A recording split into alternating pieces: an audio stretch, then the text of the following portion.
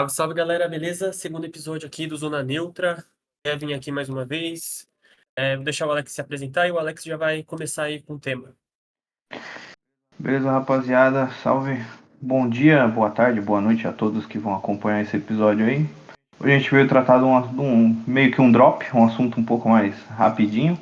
Uma notícia curta que a gente pegou aí recentemente no começo do mês de dezembro. Lembrando que hoje é dia 31, então antecipadamente feliz ano novo para todo mundo que acompanha o canal aí, tá? A gente vai falar um pouco de um assunto um pouco mais descontraído, mas nem por isso hoje ele deixa de ser sério. Não sei se aqui todo mundo conhece, tem familiaridade com histórias em quadrinhos, mas acho que boa parte da galera conhece o Justiceiro, digamos assim, né? O que é o Justiceiro? Então, pegamos um militar aí que teve a família assassinada e de repente ele resolveu agir de própria vontade, fazer justiça com as próprias mãos, como diria o artigo, vamos pegar 345 do Código Penal, o nosso no caso, né? É uma história em quadrinhos? É uma história em quadrinhos, mas o que aconteceria se a gente trouxesse essa história em quadrinhos para a vida real? O que você acha, Kevin? Então, a gente vai conseguir ver, caso o projeto de lei seja aprovado, né? É um projeto de lei que está correndo aí no Rio de Janeiro. Ele foi proposto pelos Anderson Moraes. aqui, ó, Anderson Moraes, do PL, né? Coincidentemente, é o mesmo partido do ex-presidente Jair Bolsonaro. Então, o que acontece? A proposta é justamente isso que o Alex falou. Ele permite que cidadãos comuns, não necessariamente a polícia ou algo do tipo, eh, sejam recompensados por criminosos que eles levam até o Estado, né? O Estado vai lá ali dar uma bonificação para eles, por criminoso trazido, né? E essa praticamente é a ideia base. A gente vai entrar nos pormenores, o que que isso pode prejudicar. Por mim, gente, o que acontece? Eu e o Alex, a gente combinou o seguinte. Então, a gente escolhe o tema e cada um vai fazer suas pesquisas. Então, a gente só não sabe eu não sei o que o Alex pesquisou, quais são as informações que ele tem, e ele também não sabe o que eu pesquisei, o que eu tenho aqui, para ficar mais dinâmico aqui a conversa.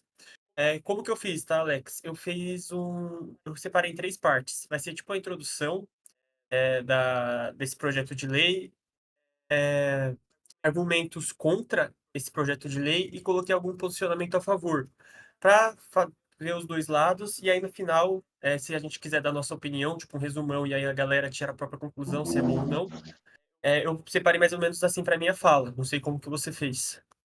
Tranquilo, tranquilo. Eu peguei mais ou menos no mesmo esquema, só não sei se eu vou ter nada a favor desse projeto, mas manda bala. Beleza. Bom, gente, o que acontece? Fica instituído o programa Guardião da Segurança Pública do Estado do Rio de Janeiro, tá? É um projeto de lei, ele é bem curto, tem 5 artigos. Vou tentar deixar o link para quem quiser dar uma olhada no projeto de lei, vou deixar na descrição. Bom, praticamente o que acontece? O Estado, composto por cidadãos praticantes de artes marciais ou ex-agentes de segurança pública ou privada, com o objetivo de apoiar o policiamento dos órgãos de segurança pública do Estado, em áreas com altos índices de roubo e furto. Então, praticamente ali o seu Jorge, que trabalhou de segurança durante a sua vida, ou até mesmo o João, que pratica anos de artes marciais, eles meio que seriam recrutados, receberiam ali um certo treinamento. Aqui na lei, nos artigos, fala sobre receber equipamentos. Não especifica quais equipamentos, que tipo de equipamento, qual a natureza desse equipamento. Não fala questão de verbas, quanto que dinheiro seria disponibilizado para o Estado, qual o valor da recompensa. Esse tipo de coisa não é encontrado aqui nos artigos do projeto de lei. Bom, resumindo, é praticamente isso. Vale lembrar também que esse projeto de lei ele ainda fala que essas pessoas, esses guardiões da segurança pública, são qualificados, como é que ele fala? Devidamente treinados. Mas quem viu o nosso primeiro episódio, vale lembrar que a gente ressaltou o quê? A importância dos parâmetros. Devidamente treinados em que critério?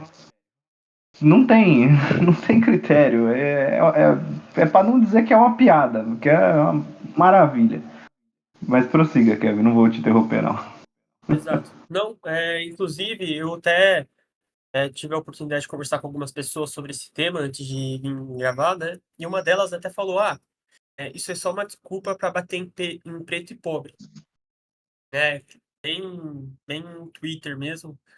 Uhum. Bom, é um fato que muitas vezes quem pratica o crime é justamente pessoas da região de comunidades, né? Não pode mais falar favela, mas essas regiões aí de miserabilidade, de baixa renda, né? Pobres. E, consequentemente, na sua maioria, estatisticamente falando, é composto por pessoas de pele parda e negras, né? Então, consequentemente, acaba influenciando na cor da pele das pessoas que acabam praticando esse crime, mas não por conta da cor em si, mas por conta da condição social que determinada classe vive. Inclusive, A né, falta de Alex, caso oportunidade, a falta de oportunidade as pessoas tentando justificar, né? Mas facilita, mas no final das contas não justifica. Mas são exato, pessoas com condições bem piores, né? Então, o que acontece? Acaba tendo, então, esse projeto de lei no Rio de Janeiro, é projeto de lei, tá, galera? Não está em vigência, vai para votação ainda. Muito provavelmente não vai, se quer seguir, né, não vai passar da votação, mas está aí esse projeto de lei, a gente trouxe isso porque é, no mínimo, interessante a ideia trazida, porque ao meu ver, é algo novo, né? Não te interrompendo, é algo bem relevante, né? Ainda mais a justificativa ali que o deputado Anderson Moraes traz, justamente de um arrastão que teve recentemente no Rio de Janeiro, onde 15 jovens infratores, alguns menores de idade, fizeram um arrastão ali, roubando diversos pertences e acabando por machucar idosos e crianças que estavam na praia de Copacabana. A justificativa dele é justamente essa, as contramedidas que o Estado, a ineficácia que o Estado está tendo em fazer uma contenção devido ao grande número de ocorrências. E ele ainda trata no projeto de lei como uma medida complementar, enquanto tanto o Estado do Rio de Janeiro como o Código Penal em si não traz, como eu posso dizer, Não leis abrange essa mais. situação. Ele pede um tipo de. Ele pede que as leis sejam mais severas. A punição seja maior para que isso desincentive o crime, a prática de crimes. Sim. É, a gente entraria também numa discussão gigantesca, essa justificativa, inclusive, por coincidência, ontem estava a TV ligada aqui, e aí estava passando no jornal Retrospectiva 2023, e justamente apareceu essa notícia.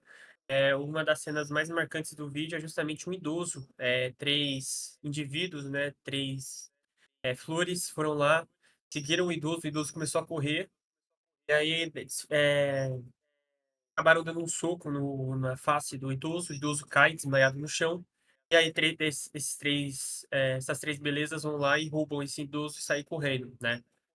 Foi bem discriminado a atuação dessas pessoas, foi contra idoso, foi contra mulher, foi contra criança, que quem estava na frente, eles foram ali passando a mão ali, agredindo, roubando, então foi uma cena O bem pior é que feia esse mesmo. tipo. O pior é que esse tipo de cena tá cada vez mais comum, né? Esse ano mesmo a gente não é difícil de se lembrar. A gente teve um caso aqui em São Paulo mesmo, de um. Não foi um sequestro, foi um roubo, né? Que acabou sendo um latrocínio, porque eles foram. A mulher chegando em casa junto com a mãe, voltando do médico, roubaram o carro dela e a senhora ainda estava no banco do passageiro. Os caras entraram, eles partiram com o carro e jogaram a senhorinha para fora. Você vê as imagens no vídeo, a senhorinha caiu do carro, bateu a cabeça na guia e evoluiu a óbito. Então, infelizmente está sendo cada vez mais comum a gente ver esse tipo de situações e infelizmente comum também essas flores, como disse meu colega, estarem soltas uma semana depois.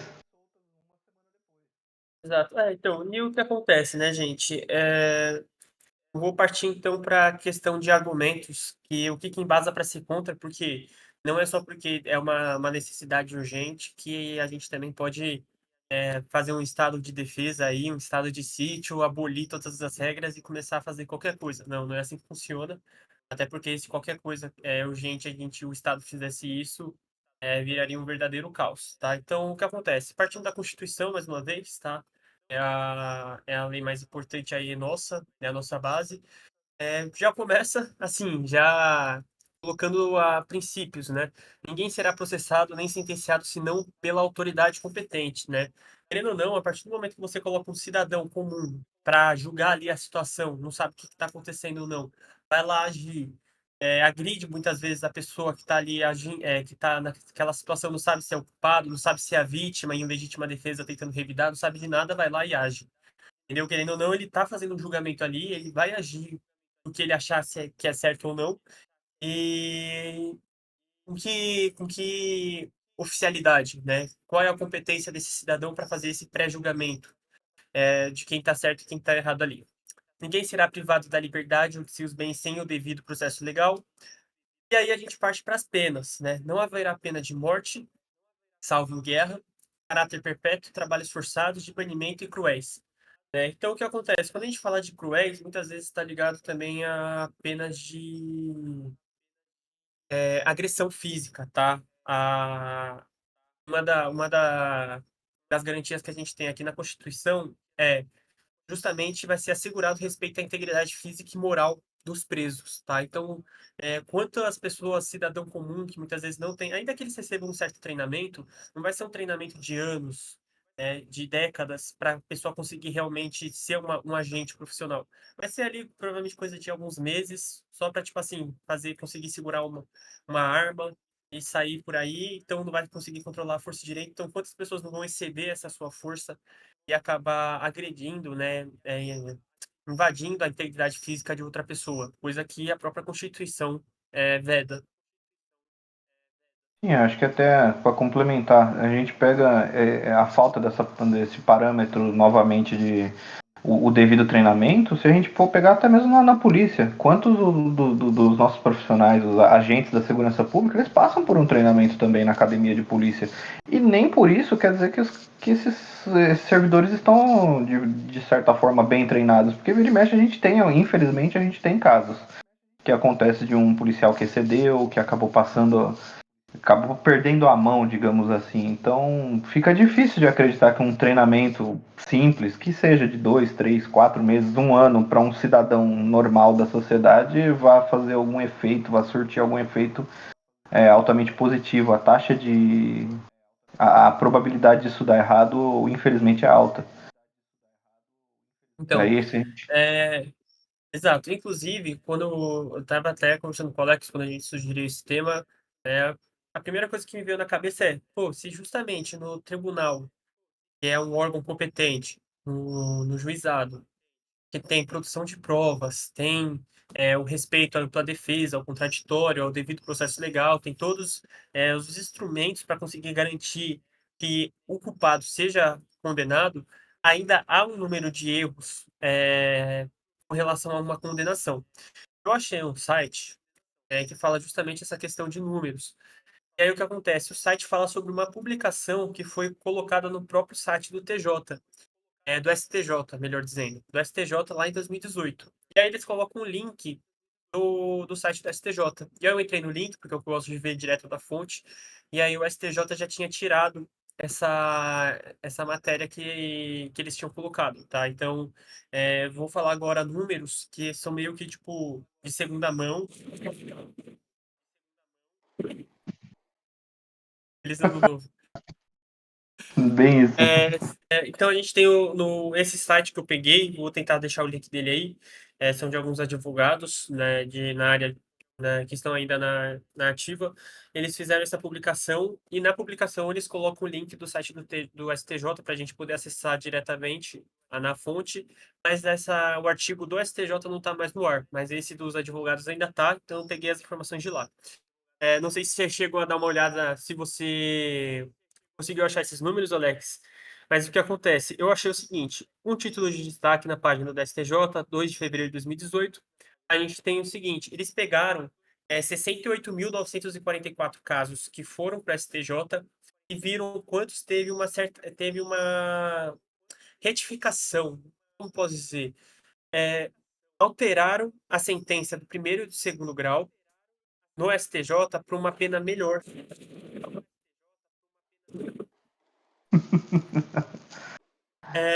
Uma pena melhor. Como assim uma pena melhor? Gente, para quem não sabe, no Brasil são 4 instâncias, tem o primeiro grau, que é um juiz comum, tem o juiz comum, o juiz federal. No segundo grau, a gente já vai ter o tribunal, que é um órgão colegiado, geralmente são 3 que fazem o julgamento. A gente vai ter algum tribunal superior, pode ser o STJ, o TST, e depois os nossos magnânimos STF, os ministros, os ministros. Então, o que acontece? O que essa pesquisa fez? Ela pegou 68.944 casos e passaram pelo primeiro grau, pelo segundo, onde são os desembargadores, e no terceiro grau, na instância superior do STJ, houve uma modificação da sentença, beneficiando quem foi condenado. Ou seja, o que isso quer dizer? Quer dizer que aqui houve um erro, aqui houve outro erro, e só aqui que pegaram um erro. Então a gente está falando que na terceira instância, extremamente técnica, gente, aqui a gente não está falando de pessoas despreparadas.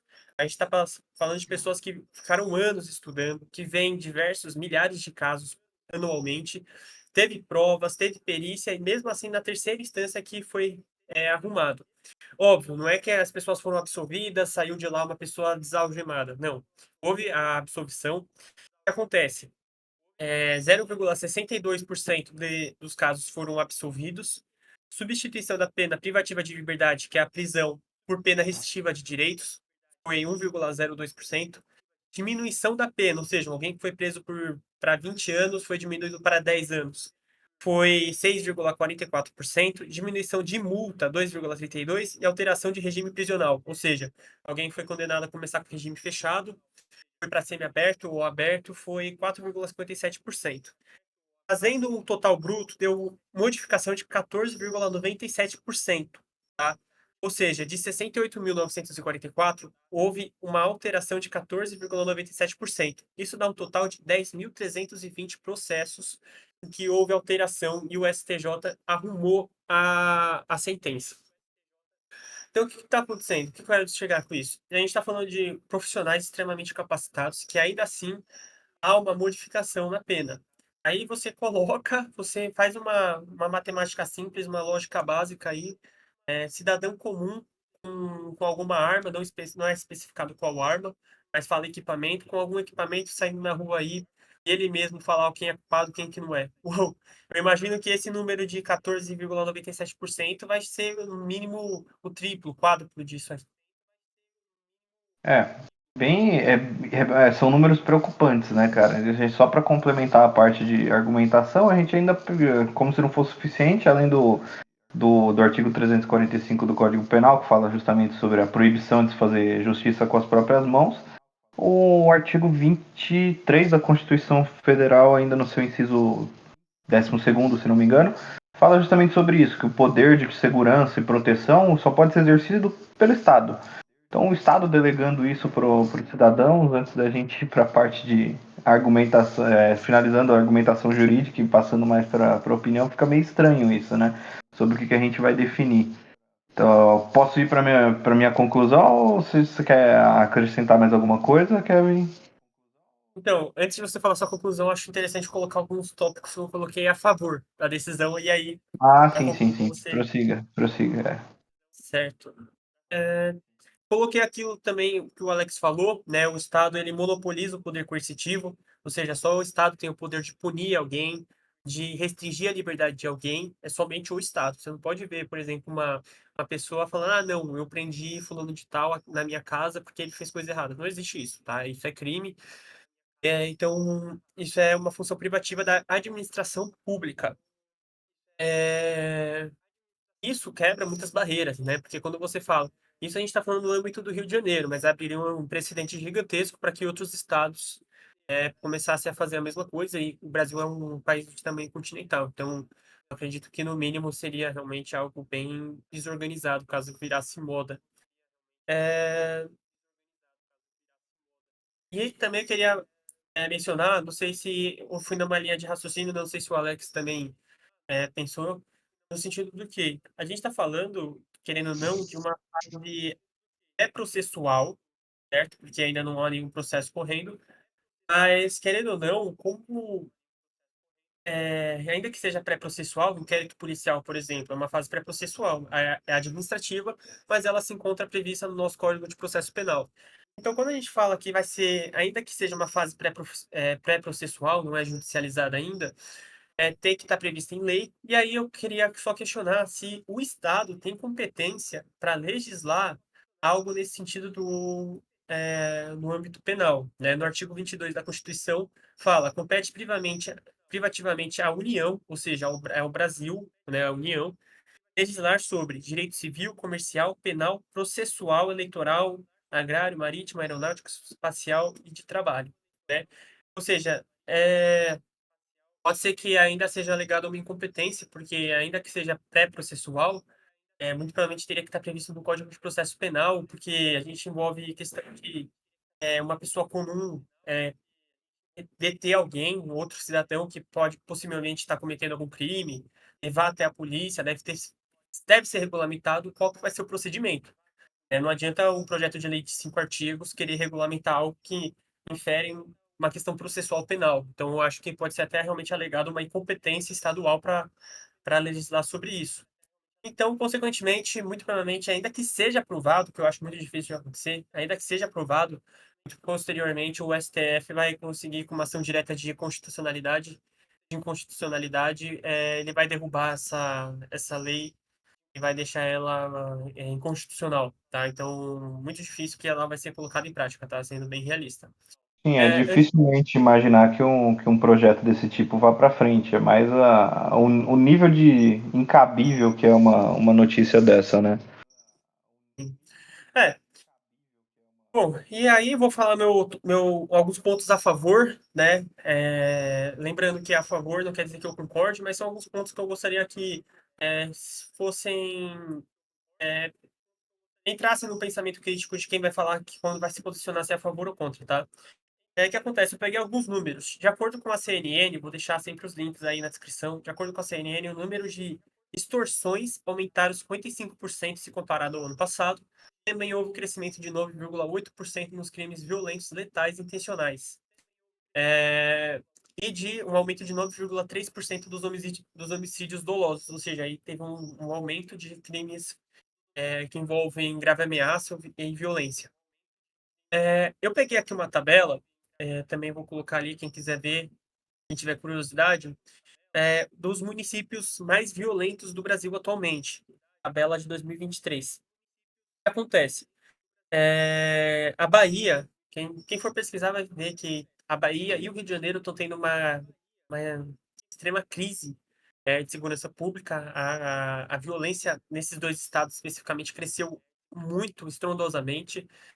Algumas pessoas justificam que é briga entre facções criminosas. Não Bahia contra Rio de Janeiro, mas dentro do próprio Rio de Janeiro tem facções criminosas se combatendo e na Bahia a mesma coisa. Então, logo dos 5 municípios mais perigosos, 4 são da Bahia, tá? Mas a gente vai ter também o Rio de Janeiro ao longo dessa lista.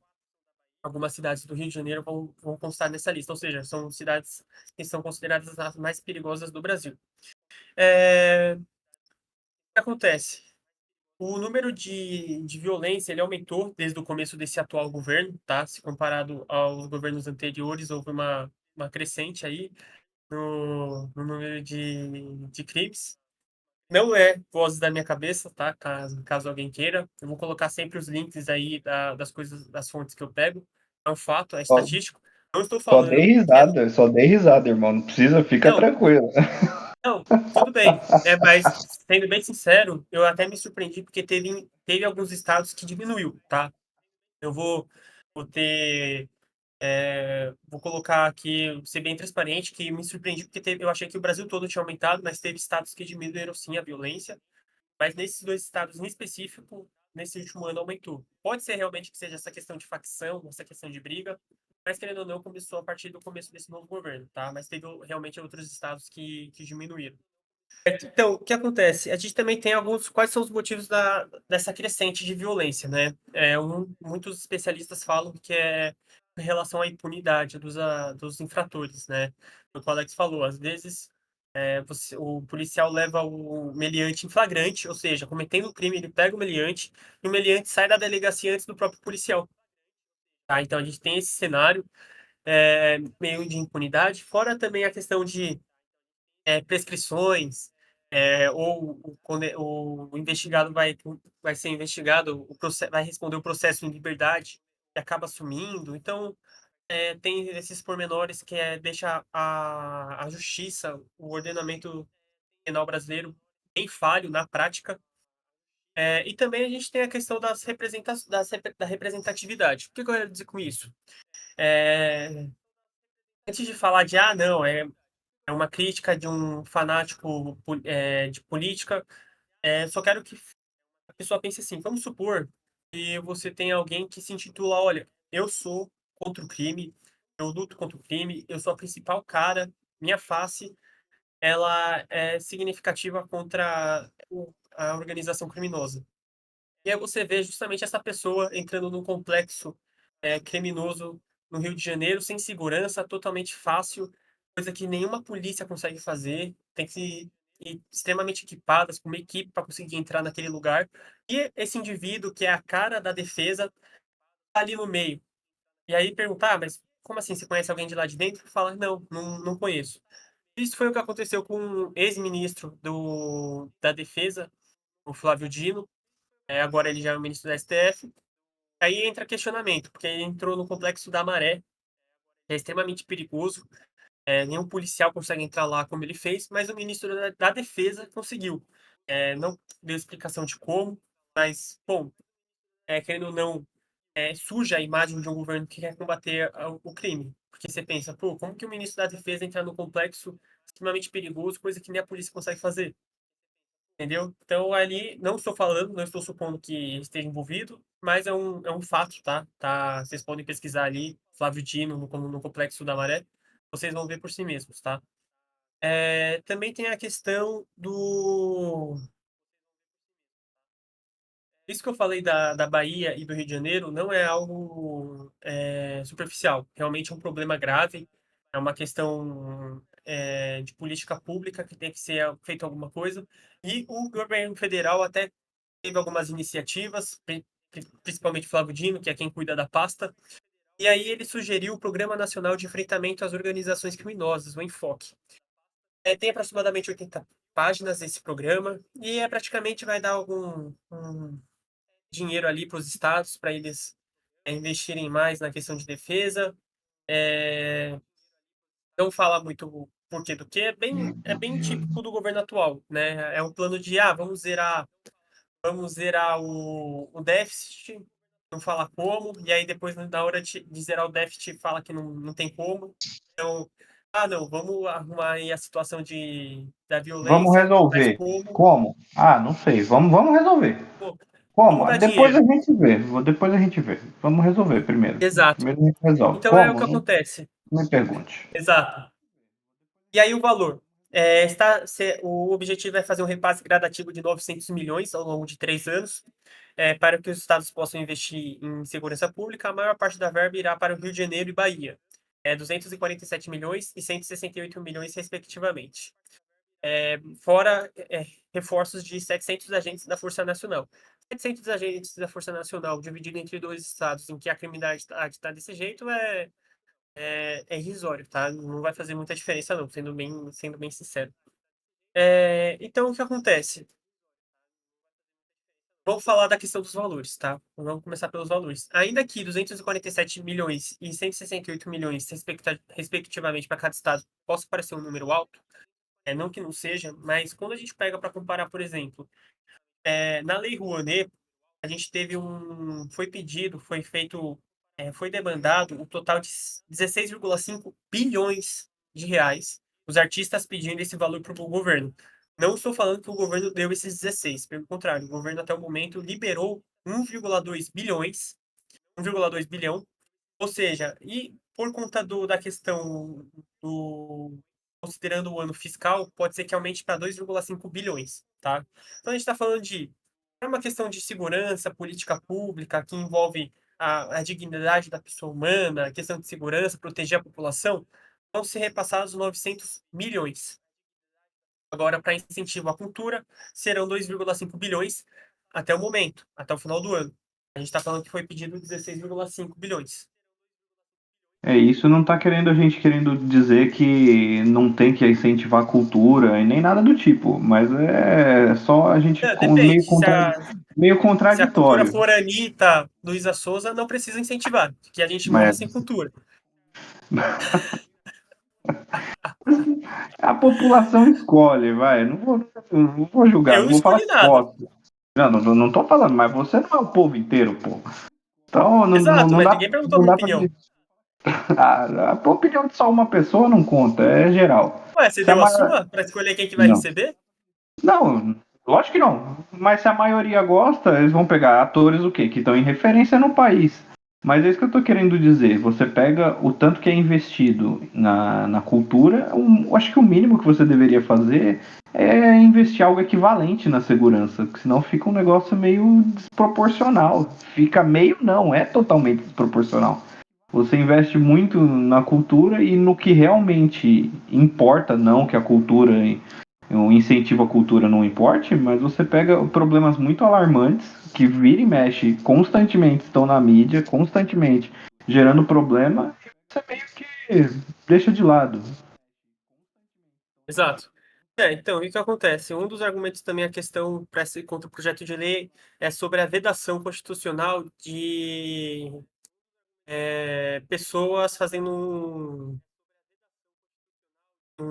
se juntando para questões paramilitar, tá? Eu fiz questão de procurar qual que é o significado de paramilitar. É organização paramilitar, é aquela que se assemelha a militar, com estrutura similar, podendo haver hierarquia, armamento, planejamento de ataque, porém em situação ilegal, já que não está vinculada ao Estado.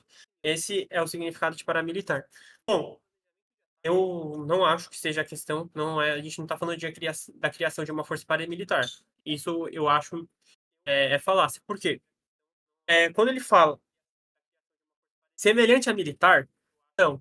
Pode ser pessoas despreparadas, pode ser pessoas aleatórias, pode ser pessoas que possam exceder no uso da força, mas não vai ser equiparada a militar.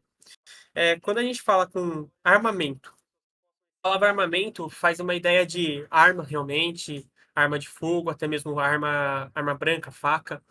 Porém, a gente pode estar falando, não sei se é isso, mas pode ser que seja um cacetete que a polícia usa para retenção, pode ser um spray de pimenta que é usado para imobilizar, pode ser um taser que é usado um choque para imobilizar. Ainda que seja realmente de força, não é letal. Então, você falar que uma pessoa com spray de pimenta se equipara a uma força militar, eu acho que é muito fora. É querer realmente fazer um contorcionismo no significado. E também, para finalizar, porém, em situação ilegal. Caso a lei seja aprovada, ela vai ser legal. Então, não vai ser uma força comparada militar com armamento que vai ser legal. Porque se for aprovada a lei, ela vai ser considerada legal. Então, essa questão, esse argumento de que seria uma força paramilitar, eu não vejo. Não, não vejo ela sendo fundamentada, não. Então, vamos para minha conclusão. Eu não vou tanto longe assim do paramilitar, porque eu acho que em partes ele tem um certo cabimento. Porque se você pegar no artigo 288-A do Código Penal, ele fala justamente sobre criação, uso de força paramilitar e ou milícias. Se a gente pegar diversas matérias dos meios de imprensa, tanto nacional quanto do Rio de Janeiro, a gente vai pegar o quê? O crime organizado ainda manda no Rio de Janeiro, ainda tem muito conflito? Sim. Só que o que acontece no Rio de Janeiro atualmente, isso conversando com amigos de lá e até você pegando nas notícias, qual que é um dos maiores problemas do Rio de Janeiro? O confronto entre as milícias organizadas e o crime organizado. Aí acontece o que até que com esse projeto de lei, com a oposição, no caso na Alerj, na Assembleia Legislativa do Rio de Janeiro, ela vem chamando esse projeto o quê? A regularização das milícias. Que é justamente isso que eu acho, ao meu ver, que é o que está acontecendo com esse projeto de lei. Um meio de tipo de regularizar os milicianos. Porque o problema é que a gente tem hoje o quê? Em muitas comunidades do Rio de Janeiro, qual que é o problema? O problema é que a milícia está tomando o lugar do traficante. Por quê? A milícia vai fornecer gás, a milícia vai fornecer aquele gato net, atualmente a milícia fornece os meios de vida para as comunidades do Rio de Janeiro. E você colocar algo desse tipo, uma legislação desse tipo, onde cidadãos da própria sociedade, é, como é que é? Praticantes de artes marciais, agentes ou ex-agentes públicos e privados. Você está definindo meio que um miliciano, digamos assim, nessa lei. E aí você vai colocar o quê? Que ele vai ter uma recompensa para que ele possa levar à justiça pessoas procuradas ou pessoas que cometem crimes. Me parece muito que isso é o quê? É realmente o desenho da legalização da milícia, porque o problema maior da milícia que ele vai encontrar é as comunidades que são controladas por facções criminosas, organizações criminosas. Então ele vai ter total liberdade para ir numa facção criminosa, numa comunidade vizinha, onde é controlada por uma facção criminosa. Ele vai pegar esse bandido, esse meliante, essa flor, como diria meu parceiro, e ele vai levar até a polícia e ele vai ser recompensado por isso. E no final das contas vai acontecer o quê? Ele vai matar a concorrência e ele vai dominar o local. Ele está recebendo um prêmio para destituir a organização criminosa da comunidade vizinha. E no final das contas, aquela comunidade vizinha vai acontecer o quê? Ele provavelmente vai assumir o comando. Ele vai instituir o esquema dele de gás, o esquema dele de gatonete, o esquema dele de distribuição de água, mototáxi, que muitas vezes o Uber não sobe mais nas comunidades do Rio de Janeiro. Então você vai pegar diversas. É um esquema totalmente lucrativo. Eu vou colocar as matérias no. A gente vai colocar as matérias no link. É um esquema que hoje movimenta a economia do Rio de Janeiro. A milícia, infelizmente, ela está com esse papel e ela está assumindo o papel das facções criminosas. Então, acho que o maior risco desse projeto de lei é justamente esse. A gente vai substituir um tipo de criminoso por outro. Só que agora esse criminoso, em tese, ele seria legal. Então, gente, eu acho que a minha conclusão é mais ou menos essa. A gente tem uma tentativa de um projeto de lei, porque acho dificilmente que esse projeto vai para frente, e mesmo que for, seria barrado na Comissão de Constituição e Justiça, ou posteriormente, como o Kevin mesmo já comentou, com uma ação de inconstitucionalidade, acabaria sendo derrubada por diversos pontos jurídicos que a gente levantou aqui que barram esse tipo de legislação no Código Penal brasileiro, tanto na Constituição Federal. Acho que muito mais que é um tipo de tentativa de regularizar a ação da milícia, facilitar a ação da milícia para acabar com a concorrência. Eu não consigo enxergar de outra forma, vendo a atual situação do Rio de Janeiro, controlada por essas milícias, dividindo ali o espaço com o crime organizado e, infelizmente, deixando a população cada vez mais refém. Então, acho que, infelizmente, é um tipo de tentativa de ganhar espaço, digamos assim. É, é aquilo, né? É uma tentativa de dar um fôlego ali para a população, como eu falei.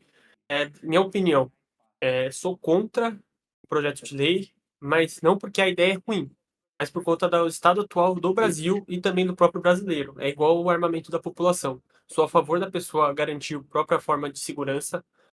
Porque quando a gente fala de uma educação pública, uma segurança pública, qualquer coisa pública, você está falando de um serviço totalmente precarizado. Ponto. Essa é a realidade. Então, você também dá um serviço de segurança pública ruim e não querer que o próprio cidadão particular se defenda, eu acho, no mínimo, é inviável. É inviável num longo tempo. Porém, o que acontece? Quando a gente vê uma população que alguém perde numa partida de bilhar num bar e volta com uma escopeta e começa a dar tiro, infelizmente, é uma população infantilizada. Não dá para você adotar esses meios. Ponto. Então, não acho que é uma ideia ruim, mas por conta dos excessos que serão cometidos, dentre outras coisas, eu sou contra, tá? Porém, eu também não posso. A gente tem que ter cuidado com relação a uma crítica e não dar uma solução, tá? Eu vejo que só seria uma solução desesperada, num momento desesperado, como eu falei. Tá tendo uma crescente de violência, tanto no estado da Bahia quanto do Rio de Janeiro. E a gente está vendo aí que o governo atual, pelo menos por parte da União, o interesse dele, o foco dele não é isso. O foco dele é dar dinheiro para a Lei Rouanet, o foco dele é trocar os tapetes do palácio, gastar não sei quantos mil reais em tapete. Esse é o foco. Não estou falando sobre tal governo anterior era melhor. Estou falando do atual. O governo atual, as medidas tomadas não é relacionado à política pública. As medidas tomadas é com relação a enfeitar palácio e viagem. Ponto. Então, o que acontece? A gente está vendo um desamparo por parte da União, a gente está vendo falta de verba para conseguir contratar mais policiais, para realmente agentes competentes, não está tendo dinheiro para isso. Então, o governo, a própria população está uma situação desesperada, né? Então, eles estão tendo uma segurança pública precária, estão vendo uma despreocupação do governo para resolver isso, e aí entra essa ideia de pessoas que estão com boa vontade ir lá se comprometer, porque a gente está falando, a gente pode estar usando uma exceção como regra, também tem que tomar cuidado. Não é porque alguém vai cometer algum excesso que todas as pessoas que se voluntariarem vão. Porém, pode ser que aconteça muitos casos, mas eu não acho que seriam todos, tá? É igual você falar que, ah, não, por causa de um excesso de um policial, tem que acabar com a polícia. Não vejo que é o caminho, eu acho que vai piorar. Então, não vejo que é de todo ruim o projeto, tá? Sendo bem sincero, mas eu acho que os contras serão serão piores do que os prós, que não são inexistentes, tá? Existem sim.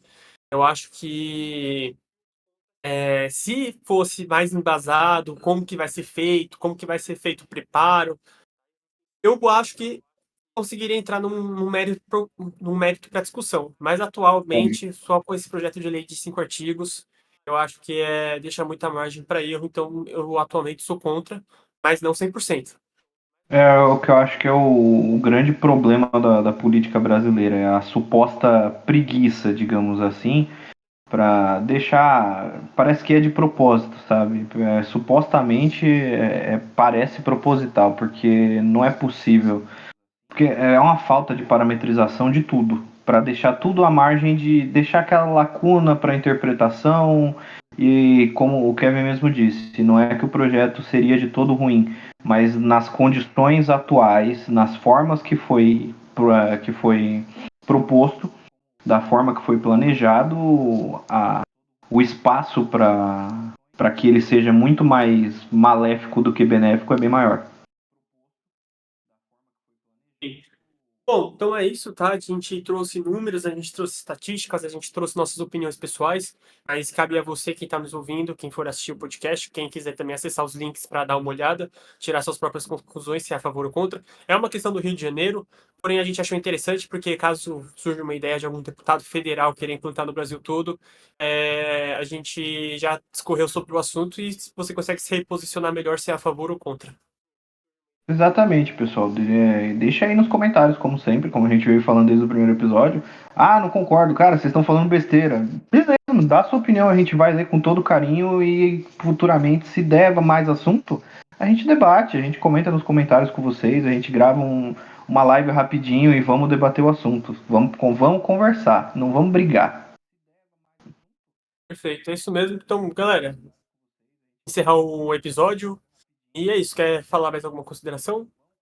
Não, acho que não. Só um bom ano novo para todos aí. Que 2024 seja de muito mais debate do que nervos inflamados, como a gente vê ultimamente aí. Perfeito. Então, gente, é isso. Valeu, falou. Bom final de ano. Tchau, tchau. Falou, rapaziada. Valeu.